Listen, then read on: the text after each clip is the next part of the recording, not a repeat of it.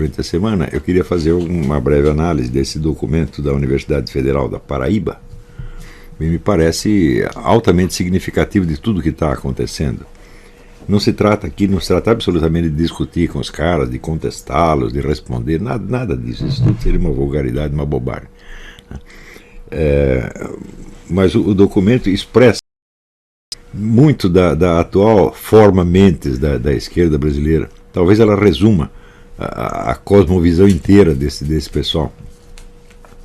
E depois seria interessante fazer uma breve análise também de certas reações ao meu trabalho que tem surgido da parte da direita, tanto da extrema direita, o pessoal enfesado, intervencionista, policial, etc., e alguns protestantes, outros católicos, ou pelo menos é o que se dizem, tanto quanto da esquerda dita moderada, ou social-democrata, tucana, etc., etc. Tudo isso é muito interessante porque você tem aí a prova viva de que a motivação dessas reações contra o meu trabalho não vem, não são de ordem política de maneira alguma. Tem um outro fenômeno mais profundo que precisa ser sondado, né? Eu acho que um dos motivos é o seguinte, é que durante 40 anos toda a chamada direita brasileira se submeteu assim, servilmente à hegemonia esquerdista, ficou quietinha no seu canto, na verdade aterrorizada com um perigo que nem existia. Eles tinham medo de algo que só existia assim no ar, como imaginação. E ficaram todos quietinhos durante 40 anos, né, cuidando das suas porcas vidas, etc, etc. Depois que eu abri um rombo na hegemonia esquerdista, sobretudo com a nova era, a Revolução Cultural e o imbecil coletivo, né, aos poucos foi se abrindo espaço para que circulassem opiniões direitistas, e esse pessoal então, vamos dizer, se sentiu encorajado, né, e ao mesmo tempo envergonhado por ter ficado quieto durante tanto tempo, então tinha que desfazer de alguma maneira esta impressão. Então tentaram, vamos dizer, acobertar retroativamente a sua covardia e omissão através, vamos dizer, de um radicalismo exacerbado nas palavras e demonstração de raiva e tentativa de desqualificar o que eu estava fazendo, etc. Era muito simples, né? Quer dizer, depois que você mata o bandido, aparece um monte de herói, né?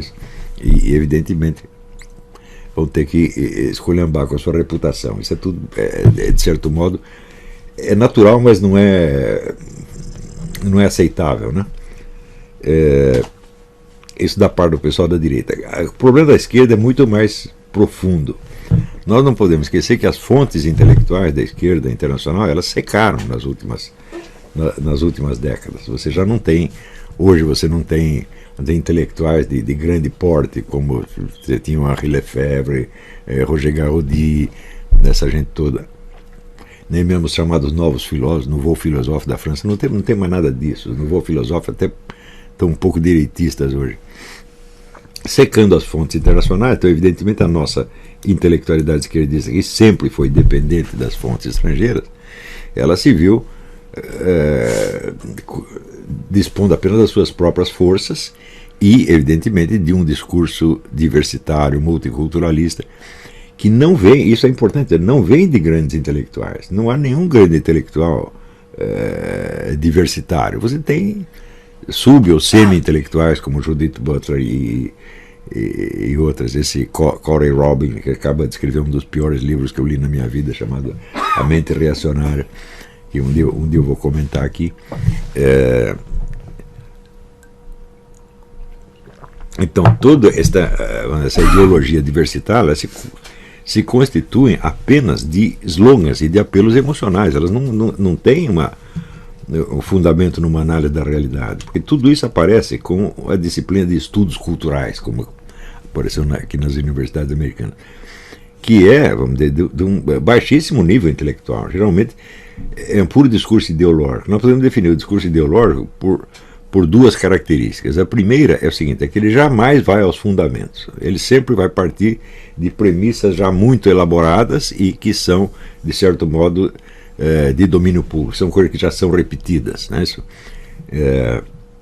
Então você nunca precisa ir ao fundo da demonstração. Você sempre fica da superfície para cima.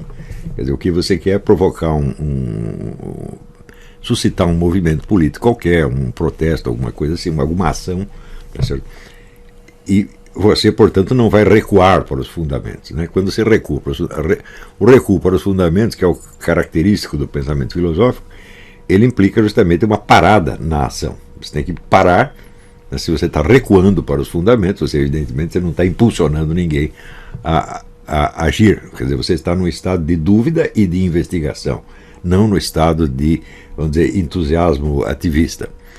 Então, se é para estimular o entusiasmo ativista, você vai fazer exatamente o contrário. Você, na verdade, você não vai discutir nada, você só vai afirmar, afirmar, afirmar, afirmar. Nada pode ser colocado assim, realmente em dúvida, em estado de investigação, absolutamente nada.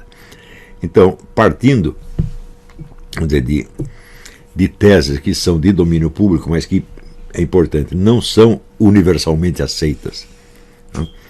São aceitas apenas pelo grupo de referência. Então você toma as crenças atuais do grupo de referência como premissas e, evidentemente, tudo que você disser a partir daí parecerá verossímil a essas pessoas. E essa é justamente a diferença que os antigos retóricos estabeleciam entre o que é a retórica propriamente dita e o que é a erística, que é, vamos dizer, a retórica de vigarista. Então, a retórica, ela parte, para usar os termos clássicos, parte de premissas universalmente aceitas, premissas de senso comum, né? Como, por exemplo, as galinhas botam ovos, o sol é azul, etc, etc, né? E raciocinando a partir daí, você chega a conclusões que são aceitáveis para toda uma sociedade, ou pelo menos para um determinado grupo de referência. Quando você usa premissas que não são universalmente aceitas, mas as toma como tais, você entra no campo da erística, que é o campo da trapaça retórica. Tá certo? Isso aí está bem explicado no livro do Schopenhauer, né? nos meus comentários. Então, todo o discurso diversitário, sem exceção, é deste tipo. Ele parte de coisas que um determinado grupo acredita e raciocina como se aquelas coisas fossem de domínio público. Não é isso? Quando você amplia o tamanho da plateia, você vê que elas não são de domínio público de maneira alguma, que só uma parte ínfima do público acredita naquilo. Tá certo? Mas o tom que fala é evidentemente um tom que não visa persuadir, na verdade, ninguém de nada. Ela só fala para quem já está persuadido de algum modo, e tem uma estratégia que não é de persuasão, mas de inclusão e de envolvimento, fazer com que você se sinta um membro do grupo. Então, na vez que você vai aceitando aquilo, você sente que você começa a compartilhar daquelas premissas que jamais foram discutidas e começa a compartilhar delas justamente porque não foram discutidas. Tá certo? Então, este é o procedimento padrão de toda e qualquer ideologia. Você imagina, por exemplo, quando surge no começo do século XX, surge a ideologia fascista. Ela falava para uma parte do público que estava muito frustrada com a destruição da Itália pela guerra e com o estado de atraso que a Itália estava. Então você tinha lá um bando de patriotas, nacionalistas, que eram muito sensíveis a isso. Mas podia haver pessoas que eram sensíveis a outra coisa. Se você pegasse um camarada do meio comunista, ele está pouco se lixando para o estado da Itália, ele está pensando no proletariado internacional. Então, na medida em que você ouvia o discurso comunista ou fascista, você se sentia incluso no público a que esses discursos se destinavam. Você se sentia um patriota italiano humilhado e ofendido, ou você se sentia um proletário explorado, mesmo que você não fosse nem uma coisa e nem a outra. Tá certo? Então, o objetivo desse discurso erístico, ele é, então, o envolvimento, criar em você um senso de participação num grupo. Esta é a primeira finalidade. E, em segundo, reforçar o senso de identidade desse grupo, vamos dizer, pela repetição das mesmas figuras de linguagem, dos mesmos jogos de palavras e assim por diante. É claro que isso é um jogo muito perigoso, porque o ideólogo pode se convencer das suas próprias palavras e tomar o discurso erístico como se fosse uma descrição da realidade e basear nisso a sua estratégia. Um dos assuntos mais interessantes da ciência política é as relações entre discurso ideológico e estratégia. Essas coisas nunca coincidem. Quer dizer, podemos tomar como princípio que nenhum líder político que fala em nome de uma ideologia age em função dela. Ele age sempre em função de um diagnóstico de realidade, tal como ele a compreende no momento, o qual rarissimamente coincide com o conteúdo da ideologia. Pessoas de mentalidade puramente doutrinária veem nisso uma contradição. O sujeito ele diz isso e faz aquilo. Fala, mas ele não teria como agir em função da sua ideologia, porque a ideologia não é uma descrição de realidade. Tá certo? Ela é como se fosse um teatro, ela está encenando uma situação para criar um envolvimento. Então, é claro que nenhum ideólogo pode agir em função da sua ideologia, ele vai ter que agir em função de um segundo discurso, que é mais discreto, é só para os íntimos, ou às vezes existe só na cabeça dele, e que lhe dá uma noção da realidade. Né? Você veja, por exemplo, quando Lenin, logo após tomar o poder, ele estabelece a chamada nova política econômica, que é uma política, na verdade, liberal, que, incentivando a liberdade de mercado. Nada na ideologia que ele pregava podia prever isso. Era a situação econômica objetiva que lhe impunha esta medida, sem a qual a Rússia teria acabado. Né? Se ele não fizesse isso, metade da população russa morreria de fome. Ele está cedendo a uma realidade que ele conhecia perfeitamente bem, embora não coincidisse com o conteúdo do seu discurso ideológico, ele toma esta providência. Então, este tipo de coisa, este jogo entre estratégia e tática, por um lado, e discurso ideológico, por outro, é uma coisa muitíssimo interessante. Agora, existem situações onde, na falta de uma liderança verdadeira, na falta de uma intelectualidade capaz de fazer análise de conjuntura mais ou menos viáveis, o próprio discurso ideológico se torna uma estratégia. E é exatamente o que acontece no Brasil. Isso quer dizer que a esquerda brasileira está acreditando no seu próprio discurso ideológico. E esse discurso ideológico ele vem de duas fontes. Ele vem da tradição comunista, por um lado, né, a qual passa por algumas mudanças ao longo da sua história. Nós vemos, por exemplo, que o comunismo passa, sobretudo após a Segunda Guerra, ele passa do internacionalismo proletário para o estímulo aos nacionalismos, aspas, anti-imperialistas. Quer dizer, o nacionalismo, que era uma coisa maligna, num certo contexto, se torna benigna do outro. Então, nós temos essa amálgama de nacionalismo anti-americano, né, com o discurso marxista tradicional da luta de classes, de modo que a luta de classes, a partir daí, começa a ser vista como uma luta entre nações, como se houvesse nações proletárias e nações burguesas. O que não é verdade, evidentemente. Cada nação tem lá o seu proletariado, o seu lumpen-proletariado e a sua burguesia. Então, por exemplo, você encher de dinheiro, tá certo? Investir maciçamente em certos países do terceiro mundo favorece, evidentemente, a burguesia desse local e não o povo. Mas no contexto, vamos dizer, da estratégia terceiro-mundista, se você favorece a burguesia de um país do terceiro mundo, você está favorecendo uma nação proletária. Então, isso é comum. Quando você vê essas... como aconteceu aí com a Fundação Clinton, que coletou dinheiro para socorrer as vítimas de um terremoto no Haiti e embolsou 90% do dinheiro, só deu 10% para os flagelados, e naturalmente dividiu os 90% com os seus colaboradores no Haiti, que certamente não são proletários. Isso é uma coisa muito comum, né?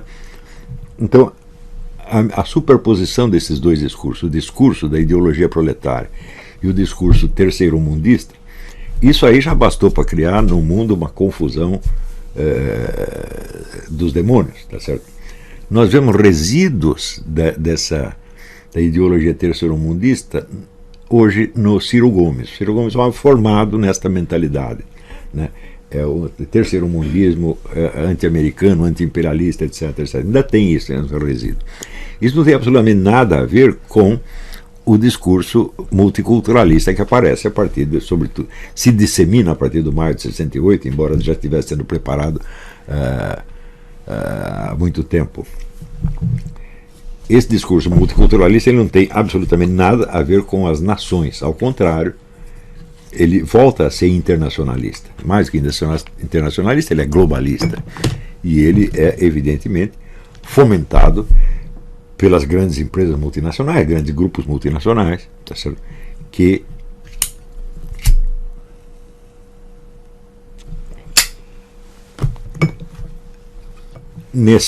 justamente nesse lance, descobrem um meio de botar toda a esquerda internacional a seu serviço. Porque a ideia fundamental da ideologia diversitária é a dissolução ou destruição, demolição de todos os antigos valores culturais, critérios, códigos, etc, etc, etc. É destruição que vai muito mais fundo do que parece. Quer dizer, ele não está interessado só em destruir códigos morais, mas até em destruir, vamos dizer, esquemas de percepção básicos, né? Como, por exemplo, a percepção das cores, né? Você vê que o simbolismo da cor preta, como uma coisa que, por um lado, é sinistra, né, certo? E também está associado, vamos dizer, à morte, etc, etc. É uma coisa universal. Então, eles misturam o simbolismo das cores com as intenções racistas. Então, tudo que é preto passa a ser depreciativo da raça negra, né? Embora o simbolismo, como eu mesmo já demonstrei, fosse exatamente o mesmo nas culturas africanas, né? Então, até outro dia apareceu a ideia do papel higiênico preto, né? Por que o papel higiênico tem que ser branco, né? O papel higiênico tem que ser preto, porque o papel higiênico branco é racista. Agora, existe papel higiênico verde, cor-de-rosa também. Então, chega a este ponto, que é a demolição de esquemas de percepção que estão consolidados até pela evolução animal ao longo de milênios, né? O senso das quantidades, dos números, etc, etc. Quando você vê, por exemplo, que a chamada violência contra gays, que é uma coisa ínfima em qualquer sociedade, é sobreposta à violência anticristã, por exemplo, que mata 150 mil por ano, estão aqui, estão demolindo o senso das proporções. Então, se você também, vamos dizer, a própria ideia, vamos dizer, de gênero, né? O raciocínio que está aí embutido é o seguinte: existe um fenômeno biológico, que é o sexo, e existe o gênero, que é uma construção cultural. Mas, ao mesmo tempo, a mesma ideologia que diz isso, diz que o sujeito que troca de gênero, ele faz isso por uma inclinação genética. Eu digo, mas que o negócio é genético ou é cultural? Então, essa confusão, vamos dizer, entre natureza e cultura, é uma coisa que, uma vez que entrou na cabeça do sujeito, destrói um monte de áreas em que o raciocínio dele não vai funcionar mais, né?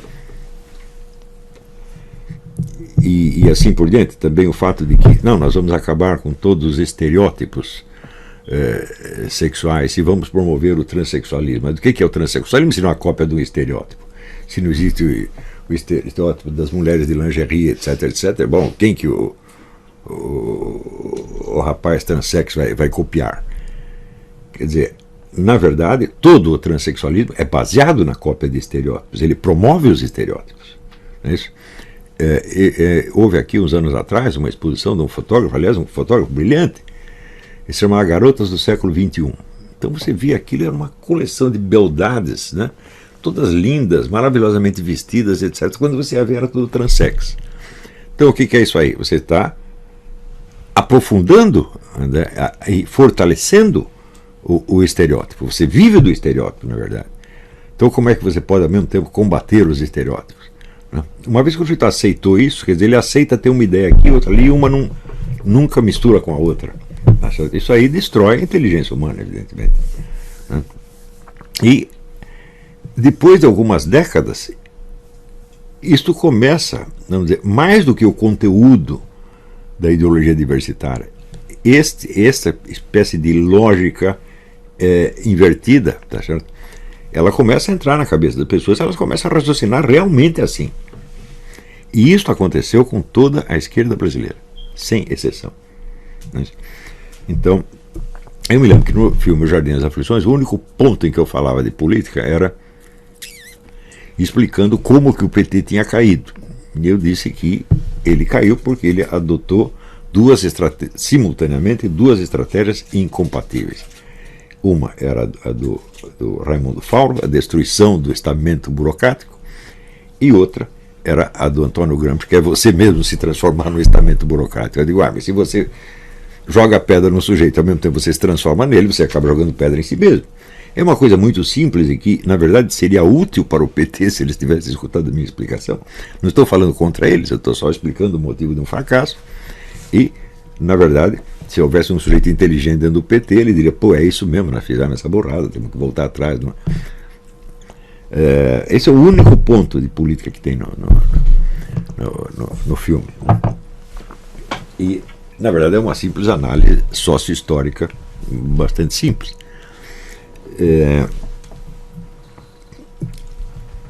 Então, as reações que apareceram ao filme em certas universidades, elas são um exemplo do que eu estou falando aqui. De como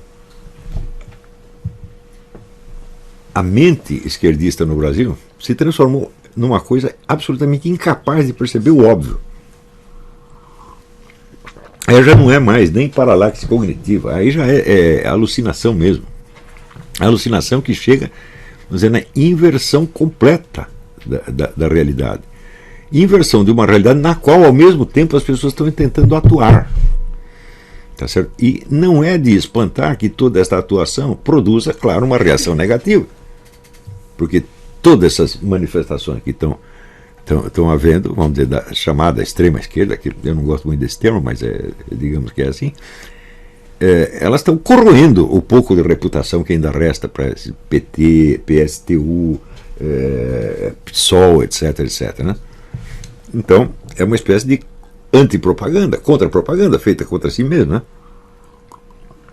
Eu não estou lamentando isso, não estou lamentando nem festejando, eu estou apenas observando que isso é o que acontece.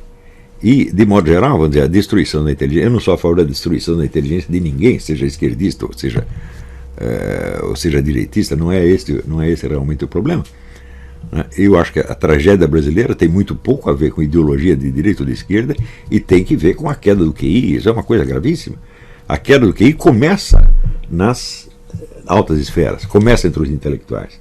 O fenômeno que eu descrevi no livro O Imbecil Coletivo, que é um mostruário de cretinices fora do comum, que circulavam entre os intelectuais de esquerda na época como se fossem coisas verdadeiras e inquestionáveis, mostrava que ali você já tinha um fenômeno grave, quer dizer, uma intelectualidade quase inteira que estava, como disse eu, eram pessoas que se reuniam para se imbecilizar umas às outras e acabavam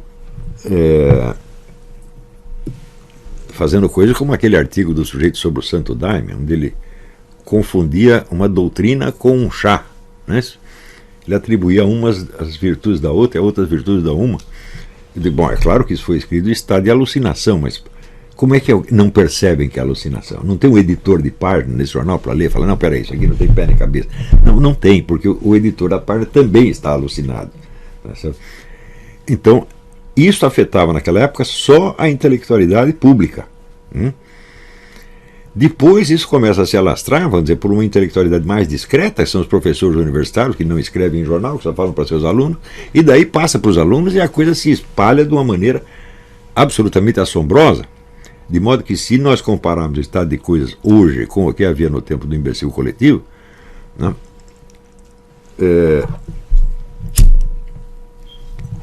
que a coisa se agravou muito mais até do que eu poderia prever. Tá certo? Nós podemos dizer que naquela época as pessoas que cometiam aquelas cretinices não cometiam só cretinices, às vezes diziam coisas sensatas. Eu não posso dizer que tudo que o Leandro Conde falou na vida é besteira, ou tudo que o Carlos Nelson Coutinho falou, ao contrário, tinha uma certa apreciação pelo Carlos Nelson Coutinho por causa do trabalho que ele escreveu sobre o Graciliano Ramos, que estava de fato muito bom. Não era nada original, evidentemente, ele apenas aplicava. Ele leu um pouco de Georg Lukács e Lucian Goldman e aplicou aqueles critérios ao estudo da obra do Graciliano Ramos e ficou muito bom.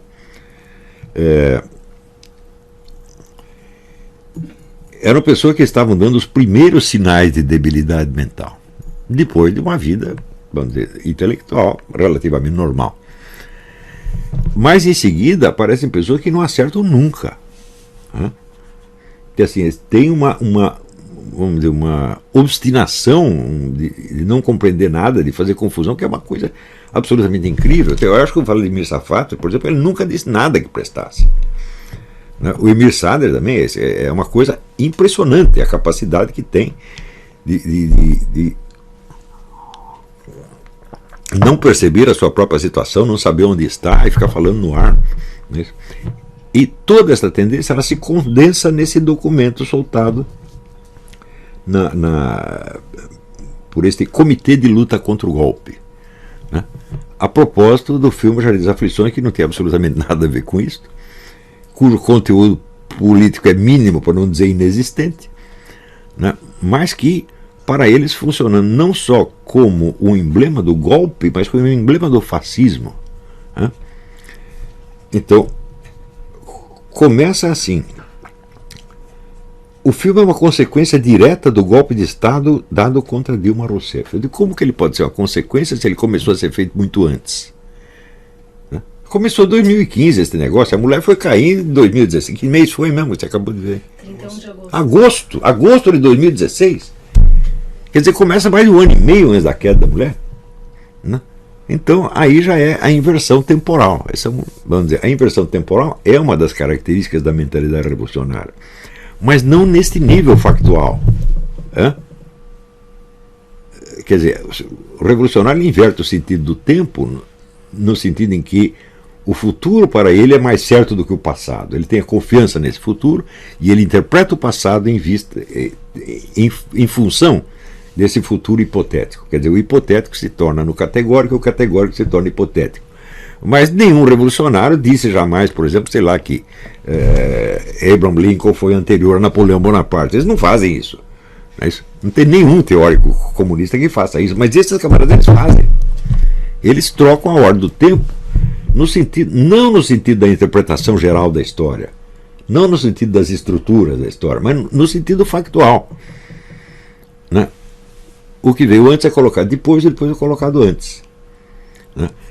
Também perde aí, evidentemente, todo o senso sociológico. O indivíduo não sabe qual é a sociedade onde ele está, ele não sabe que facções ele representa, ele não sabe que povo ele pretende representar, não sabe nada. Né? Aqui o sujeito diz, por exemplo, que o filme foi dirigido por um coxinha que odeia o carnaval e tudo o que é popular. Então, em que sentido o carnaval é popular? Eu tenho aqui duas pesquisas que mostram que maciçamente o povo brasileiro odeia carnaval. O carnaval é uma festa de milionário e de lumpen proletário, não do povo, evidentemente. Tem aqui uma pesquisa do IBOP e outra do Confederação Nacional do Transporte. Diz que 57,4% não quer nem ouvir falar de carnaval. Ora, todos nós somos testemunha disto.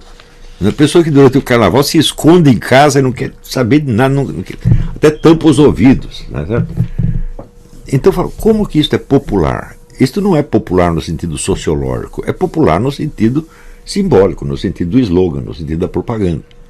Mas, inclusive, a ideia de tornar o carnaval um símbolo da nacionalidade foi uma ideia comunista originária. É o Jorge Amado, o país do carnaval.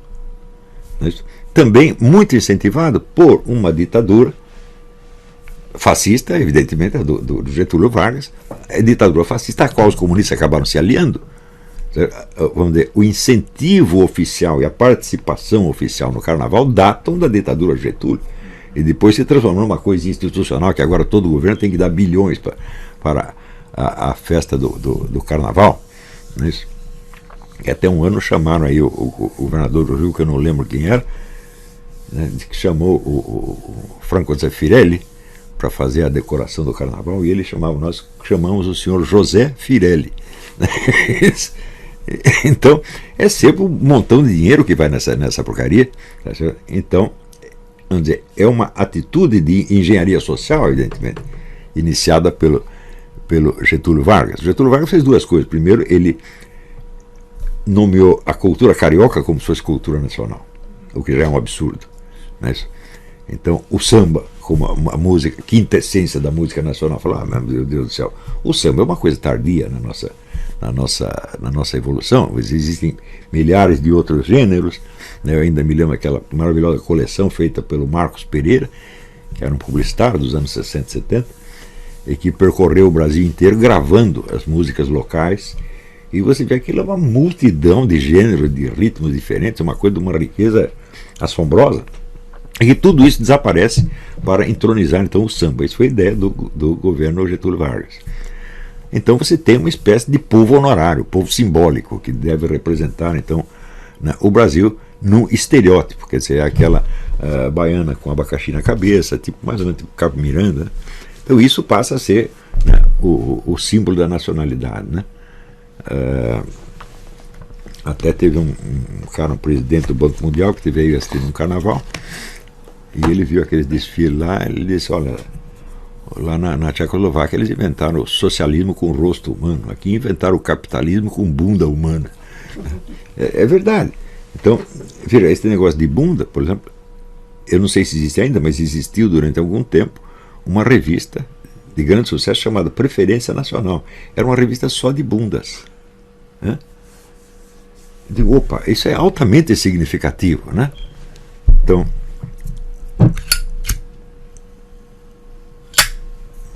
e tudo isso aí, é claro, é o povo honorário, é o povo simbólico. E esse pessoal está representando então esse povo simbólico que acredita que é o povo real. Esta inversão chega no máximo, no auge, quando diz aqui, após o golpe, a burguesia tem levado o país a uma situação política cada vez mais instável. E bom, eu não sei exatamente o que eles chamam de burguesia, mas eu acho que são eles mesmos, porque os partidos de esquerda continuam fazendo o que querem aí, né?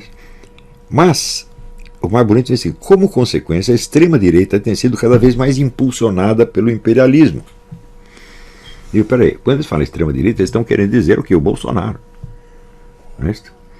É o Bolsonaro que tem sido impulsionado pelo imperialismo? É o Bolsonaro que é promovido pela Rede Globo? Ou é a política diversitária, esquerdista, que é promovida? É o Bolsonaro que é financiado pelo George Soros, pela Fundação Ford, pela Fundação Rockefeller, pela Fundação MacArthur, pelo Zuckerberg, pela Apple? É ele? Então, isso é exatamente o contrário. Quer dizer, todo o capitalismo internacional está financiando a esquerda nesses países para impulsionar a política diversitária. Agora, como é que o sujeito não sabe disto? Se você procurar assim, campanha do Bolsonaro, você verá eu duvido que tenha $1 estrangeiro na campanha do Bolsonaro. Não tem nada, 0, 0, 0, 0, 0. Quando ele pela primeira vez esteve aqui falando aí numa conferência, e eu não vi nenhum grande apoio ao Bolsonaro surgir disso aí, sobretudo entre os grandes capitalistas. Quer dizer, como é possível o sujeito não saber que a corrente que ele personifica é impulsionada pelo grande capital estrangeiro e que a outra não tem nada a ver com isso? Como é possível chegar a este ponto de inconsciência, gente? Isso é muito mais grave do que as coisas que ele está dizendo aqui. Ele está contra o filme Jardim das Aflições. Ele falou, bom, isso não é nada comparado com este fenômeno. Mesmo que eles matassem os produtores e diretores do filme, que eles fizessem tudo isso, seria menos grave a longo prazo do que esta inversão de percepção. Porque isso aqui mostra que já chegou a um ponto, vamos dizer, da psicose mesmo. Eles estão no mundo da lua. Quanto mais loucos, mais furiosos, evidentemente. Então, quer dizer que quanto mais eles se desligam da corrente popular, quanto mais se desligam da sociedade em que estão, quanto mais, vamos dizer, se encastelam num mundinho universitário, tá certo? Onde eles só falam para eles mesmos, mais violentos eles se tornam, tá certo? Mas na mesma medida em que se tornam violentos, eles se sentem vítimas da violência, né? Porque veja o que eles dizem aqui. Os estudantes tiveram condições de, quando provocados pela extrema-direita, reagir à altura e expulsar toda a milícia fascista. Eu digo, mas não foram... Peraí, foi a milícia fascista que invadiu isso aí? Ou foram vocês que invadiram? Se você fala em milícia fascista, você vai pensar naturalmente nos skinheads e neonazistas, etc, etc. E aqui tem uma coisa altamente significativa. expomos que por trás de O Jardim das Aflições há uma legião de neonazistas, skinheads e fascistas. Por trás. Isso quer dizer que há um grupo neonazista, skinhead e fascista que tramou a coisa toda e usou, né, o Josias Teófilo, eu, o Matheus Basso e tal, como porta-vozes. Quer dizer, nós fizemos o filme, né, em obediência a esse grupo que está por trás de nós. Não é isso? Ora, eu sei o seguinte, que até agora dizem que apareceu um skinhead, eles estavam com o soco inglês, na bolsa, não usou. Ele disse assim, eles entraram lá na exibição do filme Por que Lutamos? A luta contra a ditadura militar. Diz que entrou os caras lá e empurraram umas cadeiras e umas pessoas. Ele disse, você já viu usar soco inglês para empurrar alguém? Ninguém foi sequer socado. Então, você verá, esse desejo incontido de criar um mundo só de palavras para envolver as pessoas num sentimento grupal termina nisso, pô. Você consegue de fato envolver quem já está envolvido. As pessoas se convencem disso. E evidentemente usar o filme Jardim das Aflições como pretexto para isso é fácil pelo seguinte, porque nenhum deles vê o filme, tá certo? Eles não sabem nada do que está lá e muito menos sabem coisa nenhuma a respeito do que eu penso ou deixo de pensar. Então, por exemplo, acreditar que eu represento a extrema-direita, eu digo, bom, eles não leram o que a extrema-direita diz a meu respeito. Hoje mesmo eu comentei isso, quer dizer, se a esquerda se limita, vamos dizer, a repetir esses slogans que estão totalmente deslocados, quer dizer, dentro de um contexto de esquerda multiculturalista, eles ainda estão usando a linguagem do velha esquerda anti-imperialista. Quando fala aqui que o imperialismo está fomentando a extrema-direita. Eu digo, bom, é claro, existe alguma extrema-direita aí. O Bolsonaro não está lá, ele não é extrema-direita de maneira alguma. Tá certo? Mas a extrema-direita que existe no Brasil é assim, é um bando de camaradas totalmente desamparados, não é isso? Malucos de arrabal de bairro, gente com pouquíssima cultura, tá certo? E que se integra num grupo desse de careca, de skinheads, para adquirir uma identidade, assim como outros se integram na esquerda, tá certo? Então, se você for ver qual é o discurso skinhead, eu digo, bom, é aquela velha pataquada antissemita. Bom, este mesmo pessoal, por exemplo, antissemita, eu digo, você não tem visto o que esse pessoal escreve a meu respeito. Um escreveu o seguinte, o Olavo de Carvalho, ele sabia que aquele sujeito que estava pelado lá no museu, que foi bulinado pela menina, era judeu, e ele escondeu este negócio. Por quê? Porque ele é agente sionista. Eu digo, como é que eu vou saber que o cara é judeu ou não? Eu vou lá examinar o peru dele para saber se está circuncidado ou não. E quem tem interesse vai lá examinar, eu não, pô. Quer dizer, eu escondi esse negócio, já me passou pela cabeça, né? Uma coisa dessa. Mas o sujeito diz isso a sério, a sério. Isso também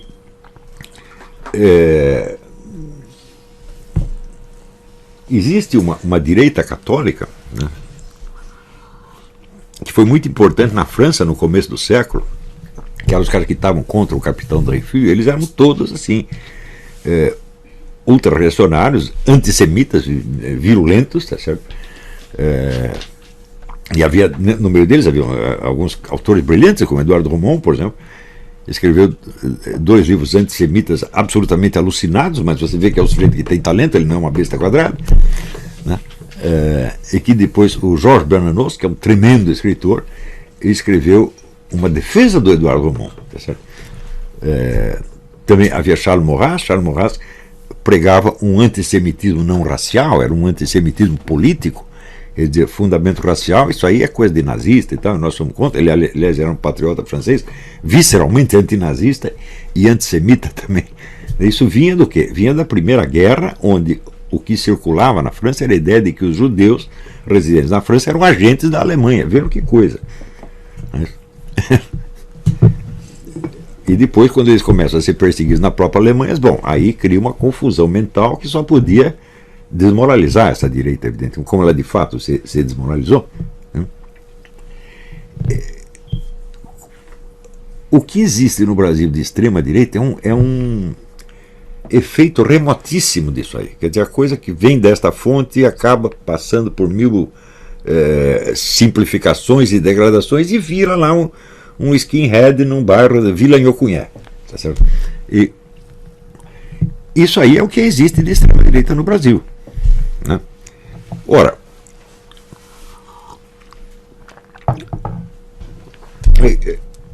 esse pessoal assim, pode ter lido uma ou outra coisa minha e na hora que eu desço o cacete na esquerda, eles concordam, evidentemente.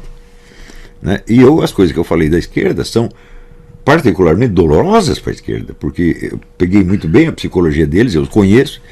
Então, eu digo coisas que, em geral, os direitistas não dizem. Né? Eu os analiso muito do ponto de vista psicológico.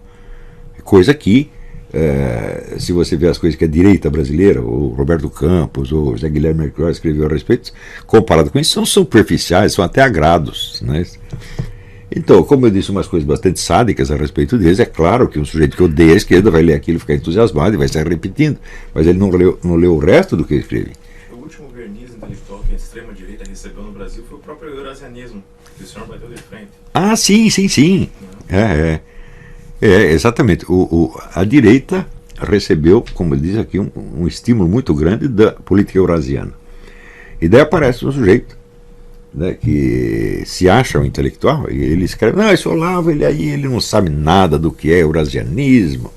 Ele acha que eurasianismo é comunismo, e o eurasianismo surgiu na Rússia no começo do século, né, e era ligado apenas ao nacionalismo russo, ao patriotismo russo. Ele não sabe nada disso aí, né. Eu digo, de fato, o eurasianismo apareceu, e sobretudo com esse nome, apareceu ali, tá certo?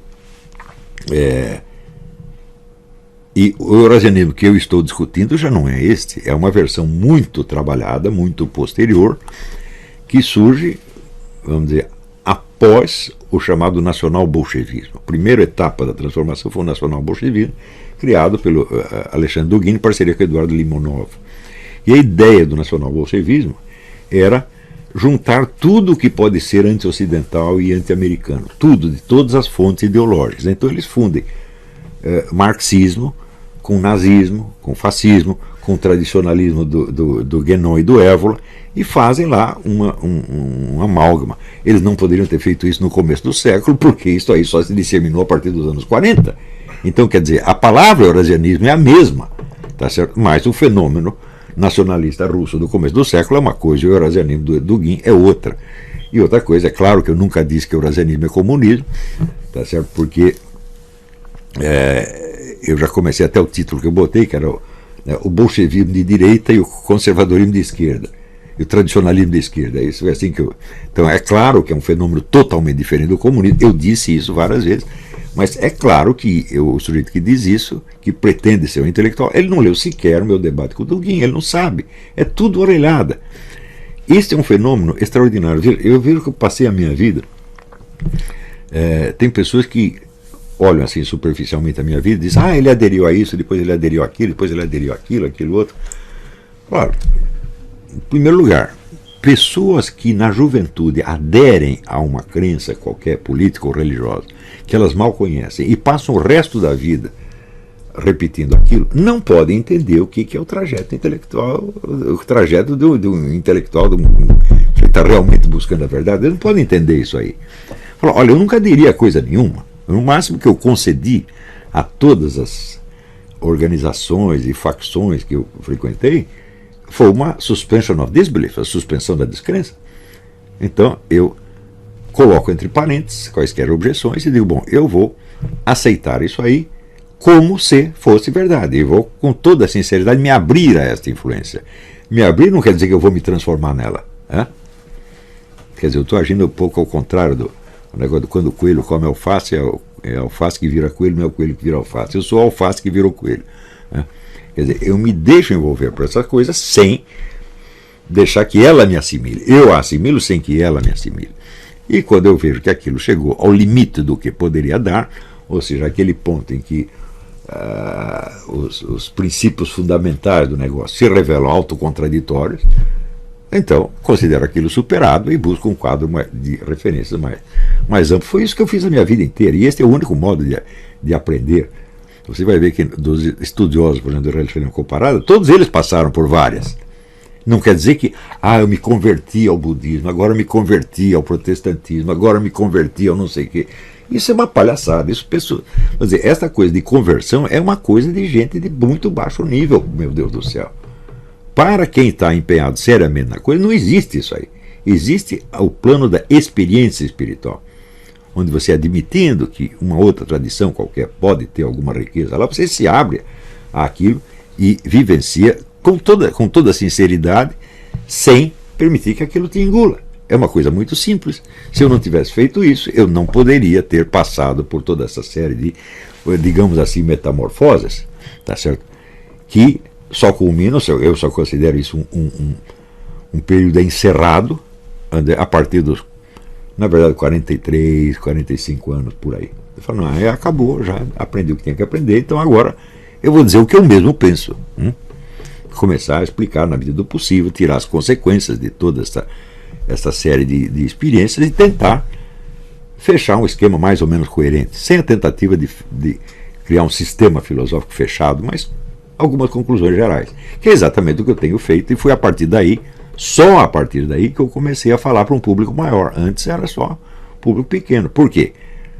Justamente porque eu não tinha aderido profundamente a nenhuma dessas duas coisas e não poderia ser porta-voz dela. Não é isso? Então, mesmo pessoas que têm uma certa boa vontade com relação a mim, mesmo elas não entendem esse ponto. Por quê? Simplesmente não têm essa experiência. Não é isso? Então, se você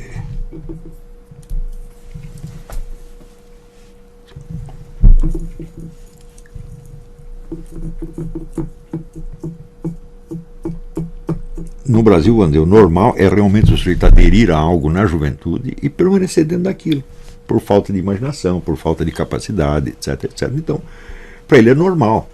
Então, pessoas que falam, não, esse sujeito ele vem mudando de religião. Então, eu falo, nunca mudei de religião, meu Deus do céu.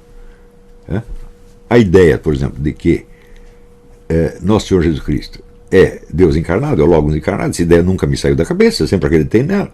Acreditei, até eu digo, eu acredito nisso materialmente, que é uma coisa que as pessoas não fazem, elas acreditam nisso espiritualmente. Tá certo? Então, por exemplo, Jesus Cristo, como um ente espiritual, falaram, não, Jesus Cristo está vivo materialmente. Né? Materialmente, no corpo, sangue, meu Deus do céu. Né? Onde ele está, falando, não sei, mas ele está por aí. Né? Tanto que de vez em quando aparece para um, para outro. Né? Aparece, fala, age. Né? Então, aliás, esse é um outro tópico muito interessante, porque pessoas de mentalidade platônica às vezes se revoltam contra Aristóteles, porque diz que o Aristóteles materializou tudo. Tá certo? Mas, você vê, no mundo. Estou colocando entre parênteses uma ideia que eu vou explicar mais tarde. Só uma breve interrupção. Platão percebeu, com razão, quer dizer, que por trás do mundo da geração e da corrupção, que é o mundo natural, o mundo do espaço-tempo, existia um outro mundo de realidades mais permanentes. E ele chamou essas realidades de formas ou de ideias, tendo a ideia, vamos dizer, concebendo-as como coisas fixas e imutáveis. Tá certo? E Aristóteles percebeu uma coisa absolutamente fundamental. Por isso, na verdade, eu considero Aristóteles até superior a Platão nesse aspecto. Ele percebeu que formas imutáveis não poderiam gerar nada. Sobretudo, não poderiam gerar um mundo mutável. Eles, bom, de fato existem essas formas, mas elas não poderiam. Só o que pode gerar algo é o que tem vida. E a vida, em primeiro lugar, é movimento. Em segundo lugar, é ação. Quer dizer, a ação já subentende, vamos dizer, um movimento mais profundo. Não é isso? Uma ação é algo que se prolonga no tempo, tá certo? E da qual o movimento é uma expressão mais ou menos externa. Então ele diz, as formas não podem ser meras ideias ou esquemas geométricos, como viu Platão, elas têm que ser almas viventes. Almas, espíritos viventes. Eu digo, isso é o óbvio do óbvio do óbvio. Eu digo, isso aí transcende Platão infinitamente. Agora, os platônicos odeiam isso aí. Se você vê, por exemplo, o falecido Mário Vieira de Mello, é um platônico, o Mário Ferreira dos Santos também, são platônicos, né? E eles acham, não, Aristóteles estragou tudo, né? No mundo protestante tem o Hermann Doywerd, ele diz Aristóteles e os escolásticos estragaram tudo, baixaram o nível do negócio e tal. E aí pessoal, tranquilo? Então, se inscreva no canal, compartilhe, comente, ajude nosso canal. Os links estão na descrição do vídeo. Você pode participar pelo Apoie-se, pela vaquinha, qualquer forma de ajuda será muito bem-vinda. Pode curtir, comentar e compartilhar também para ajudar nosso canal. Quem quiser seguir a gente nas redes sociais estão todas aí na descrição do vídeo. Muito obrigado, sempre com Deus, pátria, família e liberdade. Tamo junto, forte abraço.